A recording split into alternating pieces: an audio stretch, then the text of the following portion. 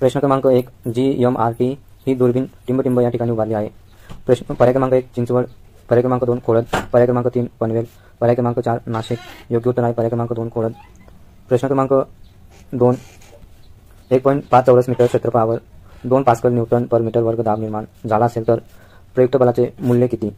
पर्याय क्रमांक 1 0.7 न्यूटन, पर्याय क्रमांक 2 1.3 न्यूटन, पर्याय क्रमांक 3 3 न्यूटन आणि पर्याय क्रमांक 4 3 डाइन. इथं 1.5 गुणिले 2 केलं तर उत्तर मिळतं 3, म्हणजे योग्य उत्तर असणार पर्याय क्रमांक 3. प्रश्न क्रमांक 3 उन्हाळ्यात लहान मुलांच्या नाकातून रक्तस्राव होतो कारण? पर्याय क्रमांक 1 वातावरणीय दाब वाढतो, वातावरणीय दाब कमी होतो, शरीरातील रक्तदाब वाढलेला असतो, शरीरातील रक्तदाब कमी झालेला असतो. योग्य उत्तर आहे पर्याय क्रमांक 2 वातावरणीय दाब कमी होतो. प्रश्न क्रमांक 4 खालीलपैकी वेगळा घटक ओळखा. लोह, निकेल, तांबे, कोबाल्ट. पर्याय क्रमांक 1 लोह, पर्याय क्रमांक 2 निकेल, पर्याय क्रमांक 3 तांबे, पर्याय क्रमांक 4 कोबाल्ट. योग्य उत्तर आहे पर्याय क्रमांक 3 तांबे. प्रश्न क्रमांक 5 दोन पदार्थात आकर्षण झाल्याने खालीलपैकी कोणते निष्कर्ष काढता येईल?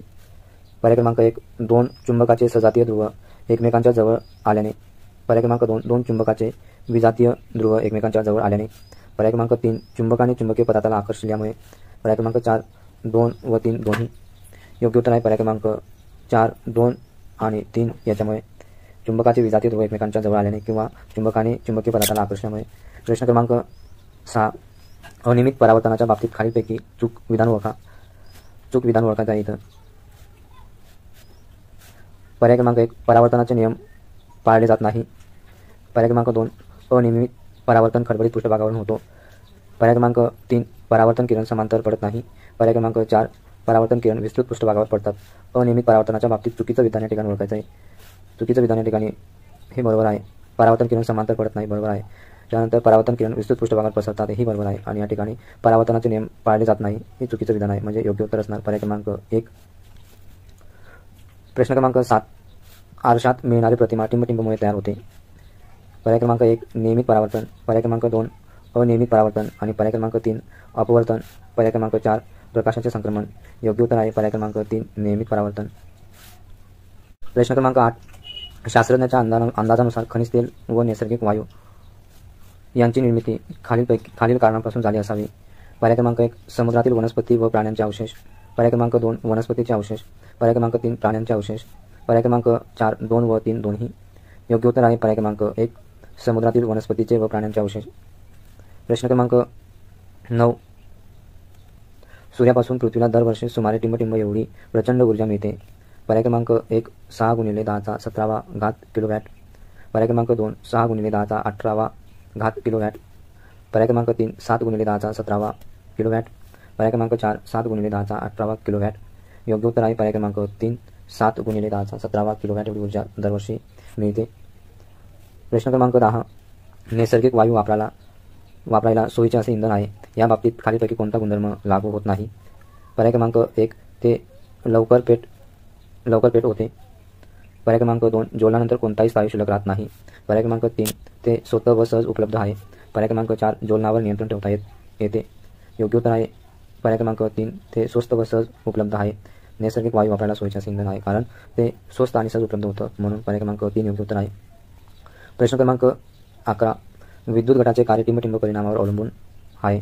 पर्याय क्रमांक 1 विद्युत चुंबकीय प्रवर्तन, पर्याय क्रमांक 2 विद्युत धारेच्या औष्णिक, पर्याय क्रमांक 3 विद्युत धारेचे चुंबकीय आणि पर्याय क्रमांक 4 प्रवर्तित चुंबक तत्व. योग्य उत्तर आहे पर्याय क्रमांक 3 विद्युत धारेचे चुंबकीय. प्रश्न क्रमांक 12 विद्युत परिपथातील घटकांच्या कार्यसंबंधी योग्य जोडीसह अचूक पर्याय निवडा. इथं स्तंभ अ आणि स्तंभ ब दिलेला आहे. स्तंभ अ मध्ये विद्युत घट, विद्युत उपकरण, वाहक तार, उघड बंद होणारी कळ आणि स्तंभ ब मध्ये विद्युत वहन निर्देशक, विद्युत वहनावरील नियंत्रण, विभवांतर निर्माण करणे आणि विद्युत धारेचे वहन करणे. पर्याय क्रमांक दिलेला आहे आपल्याला 1 2 3 4. तर योग्य उत्तर असेल पर्याय क्रमांक 4. योग्य उत्तर असेल पर्याय क्रमांक 4. एकदा आपण पाहिलं पर्याय क्रमांक 4 मध्ये जे काही विद्युत घट आहे ते विद्युत घट विभवांतर निर्माण करते. त्यानंतर विद्युत उपकरण विद्युतवहन निर्देशक करते. त्यानंतर आपण या ठिकाणी वाहक तार जे आहे ते विद्युतधारेचे वहन करते आणि उघडबंद कर विद्युत वाहकावर नियंत्रण करते. अशा पद्धतीने पर्याय क्रमांक 4 हे योग्य उत्तर असेल. प्रश्न क्रमांक 13. खाली दर्शविलेल्या आकृतीत टिंबटिंब प्रयोग समजून घेण्यासाठी आहे. विद्युत चुंबकीय प्रवर्तन. त्यानंतर पर्याय क्रमांक 2 विद्युतधारेचे चुंबकीय परिणाम. पर्याय क्रमांक 3 विद्युतधारेचा औष्णिक परिणाम. पर्याय क्रमांक 4 प्रवर्तित चुंबक तत्व. योग्य उत्तर आहे 1 विद्युतधारेचे चुंबकीय प्रवर्तन. या ठिकाणी चुंबक दिलेला आहे. प्रश्न क्रमांक 14. मिथेन या संयुगामध्ये कार्बनची संख्या किती? मिथेन या संयुगामध्ये कार्बनची संख्या किती? पर्याय क्रमांक 1 2, पर्याय क्रमांक 2 4, पर्याय क्रमांक 3 1 आणि पर्याय क्रमांक 4 3. तर योग्य उत्तर आहे पर्याय क्रमांक 2. मिथेन या संयुगामध्ये कार्बनची संख्या 4 आहे. प्रश्न क्रमांक 15. अल्फा किरणावरील प्रभाव कोणता? पर्याय क्रमांक 1 उदासीन, पर्याय क्रमांक 2 ऋण, पर्याय क्रमांक 3 धन, पर्याय क्रमांक 4 कोणताही नाही. योग्य उत्तर आहे पर्याय क्रमांक 3 धन. अल्फा किरणावरील प्रभार धन असतो. प्रश्न क्रमांक 16. झिंक धातूवर विरल हायड्रोक्लोरिक आम्लाची प्रक्रिया केल्यास टिंबटिंब वायू बाहेर पडतो. पर्याय क्रमांक 1 हायड्रोजन वायू बाहेर पडतो, हायड्रोजन सल्फाइड वायू बाहेर पडतो, ऑक्सिजन वायू बाहेर पडतो, कार्बन डायऑक्साइड वायू बाहेर पडतो. योग्य उत्तर आहे पर्याय क्रमांक 1 हायड्रोजन वायू बाहेर पडतो. झिंक बरोबर जेव्हा अभिक्रिया होते तेव्हा हायड्रोजन वायू बाहेर पडतो. या पद्धतीनं झिंक प्लस 2 HCl हायड्रोक्लोरिक आम्ल is equal to zinc chloride plus hydrogen वायू बाहेर पडतो. प्रश्न क्रमांक 17. सोडियम कार्बोनेट प्लस हायड्रोक्लोरिक आम्ल इज इक्वल टू काय मिळणार? वरील अभिक्रिया A, B व C ओळखा. पर्याय क्रमांक 1 दिलेला आहे सोडियम क्लोराइड H2O आणि कार्बन डायऑक्साइड. पर्याय क्रमांक 2 दिले sodium chloride H2O carbon dioxide. पर्याय क्रमांक 3 sodium chloride H2O carbon dioxide, sodium chloride H2S आणि कार्बन डायऑक्साइड. योग्य उत्तर आहे पर्याय क्रमांक 2. इथं आपल्याला 2NCl plus H2O plus CO2 मिळणार, म्हणजे पर्याय क्रमांक 2 योग्य उत्तर असेल. प्रश्न क्रमांक 18. खालीलपैकी कोणत्या प्रक्रियेद्वारे मीठ आणि पाणी वेगळे केले जाते? पर्याय क्रमांक 1 प्रभाजी उदरपातन, पर्याय क्रमांक 2 गाळण प्रक्रिया, पर्याय क्रमांक 3 उदरपातन आणि पर्याय क्रमांक 4 क्रोमॅटोग्राफी. योग्य उत्तर आहे पर्याय क्रमांक 3 उदरपातनमुळे पाणी आणि मीठ वेगळे केले जातं. प्रश्न क्रमांक 19. खनिज तेलातून पेट्रोल डिझेल हे घटक खालीलपैकी कोणत्या पद्धतीने वेगळे होतात? पर्याय क्रमांक 1 उदरपातन, पर्याय क्रमांक 2 क्रोमॅटोग्राफी, पर्याय क्रमांक 3 विद्युत अपघटन, पर्याय क्रमांक 4 प्रभावी उदरपातन. योग्य उत्तर आहे पर्याय क्रमांक 4 प्रभावी उदरपातन. प्रश्न क्रमांक 20. खालील आकृतीचे निरीक्षण करा व बाहेर निघणारा X वायू कोणता ते ओळखा. इथं आकृतीचं निरीक्षण केल्यानंतर ॲल्युमिनियम मेटल आहे, म्हणजे ॲल्युमिनियम धातू आहे. त्यानंतर सोडियम हायड्रॉक्साईड आहे सोल्युशन. तर यातनं ॲल्युमिनियम आणि सोडियम हायड्रॉक्साईड यातनं बाहेर पडणारा X धातू कोणता असेल आपल्याला विचारलेला आहे. इथं पर्याय क्रमांक 1 मध्ये आपल्याला कार्बन डायऑक्साईड दिलं आहे, हायड्रोजन दिलं आहे, ऑक्सिजन दिलं आहे, कार्बन मोनॉक्साईड दिलेला आहे. पर्याय क्रमांक 2 योग्य उत्तर असेल हायड्रोजन. पर्याय क्रमांक 2 योग्य उत्तर असेल हायड्रोजन. प्रश्न क्रमांक 3. ब्राझ हे संमिश्र खालीलपैकी कोणत्या धातूचे मिश्रण आहे? ब्राझ हे संमिश्र खालीलपैकी कोणत्या धातूचे मिश्रण आहे? पर्याय क्रमांक 1 तांबे आणि टीन, पर्याय क्रमांक 2 तांबे आणि निकेल, पर्याय क्रमांक 3 लोखंड आणि तांबे, पर्याय क्रमांक 4 क्रोमियम आणि निकेल. योग्य उत्तर आहे पर्याय क्रमांक 1 तांबे आणि टीन. प्रश्न क्रमांक 22. खालीलपैकी कोणता कोळशाचा प्रकार नाही? पर्याय क्रमांक 1 पीठ, पर्याय क्रमांक 2 लिग्नाइट आणि पर्याय क्रमांक 3 बिट्युमिनस आणि पर्याय क्रमांक 4 सिलिकॉन. योग्य उत्तर आहे पर्याय क्रमांक 4 सिलिकॉन. प्रश्न क्रमांक 23. ड्रिलिंग मशीनमध्ये तसेच काच कापण्यासाठी खालीलपैकी कशाचा वापर करतात? पर्याय क्रमांक 1 लिग्नाइट, पर्याय क्रमांक 2 मॅग्नेशियम आणि पर्याय क्रमांक 3 हिरा, पर्याय क्रमांक 4 प्लॅटिनियम. योग्य उत्तर आहे ड्रिलिंग मशीनमध्ये आणि तसेच काच कापण्यासाठी हिराचा वापर करतात. पर्याय क्रमांक 3 योग्य उत्तर आहे. प्रश्न क्रमांक 24.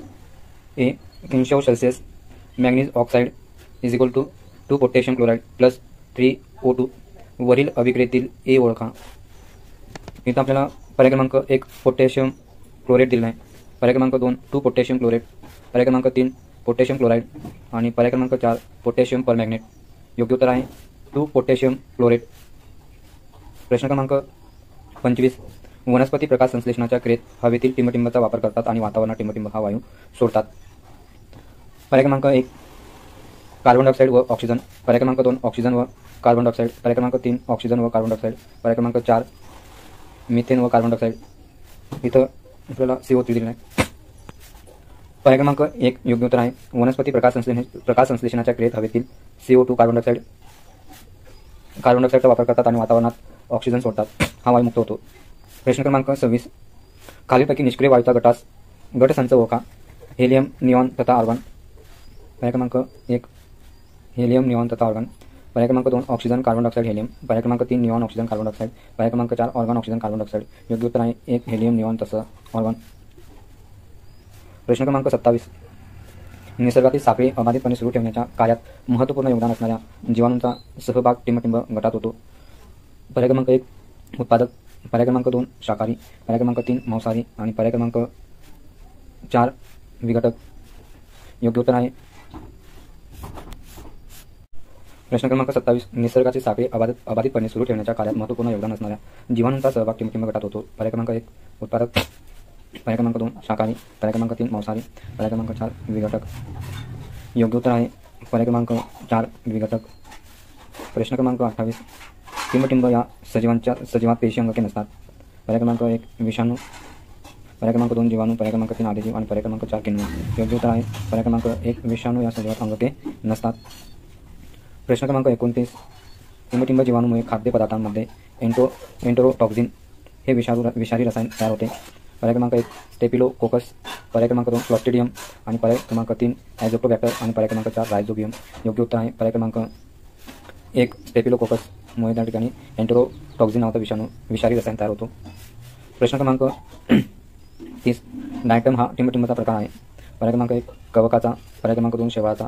पर्याय क्रमांक 3 आदिजीवाचा. पर्याय क्रमांक 4 किण्वाचा. योग्य उत्तर आहे शेवाळाचा. डायटम हा प्रकार आहे. प्रश्न क्रमांक 31. टिंबटिंब हा रोग्याच्या शरीरातील जंतूंच्या स्पर्शावाटी निरोगी व्यक्तींमध्ये प्रादुर्भाव होऊन होतो. पर्याय क्रमांक 1 इसब. पर्याय क्रमांक 2 इन्फ्लुएन्झा. आणि पर्याय क्रमांक 4 विषमज्वर. पर्याय क्रमांक 4 क्षयरोग. योग्य उत्तर आहे पर्याय क्रमांक 1 इसब. प्रश्न क्रमांक 32. जागतिक आरोग्य संघटनेतर्फे कोणत्या रोगाच्या निर्मूलनासाठी केंद्र काढलेली आहेत. पर्याय क्रमांक 1 कॉलरा. पर्याय क्रमांक 2 पोलिओ. आणि पर्याय क्रमांक 3 क्षयरोग. पर्याय क्रमांक 4 रेबीज. योग्य उत्तर आहे पर्याय क्रमांक 3 क्षयरोगासाठी प्रत्येक प्राथमिक आरोग्य केंद्रामध्ये हे केंद्र काढलेले आहेत. प्रश्न क्रमांक 33. खालीलपैकी कोणते जैविक घटक मातीमध्ये नसतात. पर्याय क्रमांक 1 जीवाणू. पर्याय क्रमांक 2 कवक. आणि पर्याय क्रमांक 3 विषाणू. पर्याय क्रमांक 4 शेवाळ. योग्य उत्तर आहे खालीलपैकी कोणते जैविक घटक मातीमध्ये नसतात. योग्य उत्तर आहे विषाणू. प्रश्न क्रमांक 34. महाराष्ट्र शासनाचा सामाजिक वनीकरण उपक्रम शाळांमध्ये कोणत्या माध्यमातून राबवला जातो. पर्याय क्रमांक 1 वनराई. पर्याय क्रमांक 2 हरित सेना. आणि पर्याय क्रमांक 3 वसुंधरा. पर्याय क्रमांक 4 NCC. योग्य उत्तर आहे पर्याय क्रमांक 2 हरित सेना. प्रश्न क्रमांक 35. शेती अवजारे चालविण्यासाठी खालीलपैकी कोणत्या प्राण्यांचा वापर केला जात नाही. योग्य उत्तर पर्याय क्रमांक 1 घोडा. पर्याय क्रमांक 2 बैल. पर्याय क्रमांक 3 उंट. आणि पर्याय क्रमांक 4 म्हैस. योग्य उत्तर आहे पर्याय क्रमांक 4 म्हैसीचा वापर केला जात नाही अवजारे चालवण्यासाठी. प्रश्न क्रमांक 36. खाली दिलेल्या विसंगत जोडी ओळखा. फावडे माती ओढणे. टिकाव जमीन खणणे. विळा कापणी. पांबर नांगरणी. विसंगत जोडी ओळखायला सांगितले तर या ठिकाणी पांबरने पेरणी केली जाते. नांगरणे केली जाते म्हणजे विसंगत. पर्याय क्रमांक 4 योग्य उत्तर आहे. प्रश्न क्रमांक 37. मेलेल्या प्राण्यांच्या हाडापासून तयार केलेले खत कोणत्या नावाने ओळखले जाते. पर्याय क्रमांक 1 जीवाणू खत. पर्याय क्रमांक 2 कंपोस्ट खत. आणि पर्याय क्रमांक 3 बोनमील. आणि पर्याय क्रमांक 4 रासायनिक खत. योग्य उत्तर आहे पर्याय क्रमांक 3 बोनमील नावाने ओळखला जातो. हाडापासून तयार केलेल्या खताला बोनमील असे म्हणतात. प्रश्न क्रमांक 38.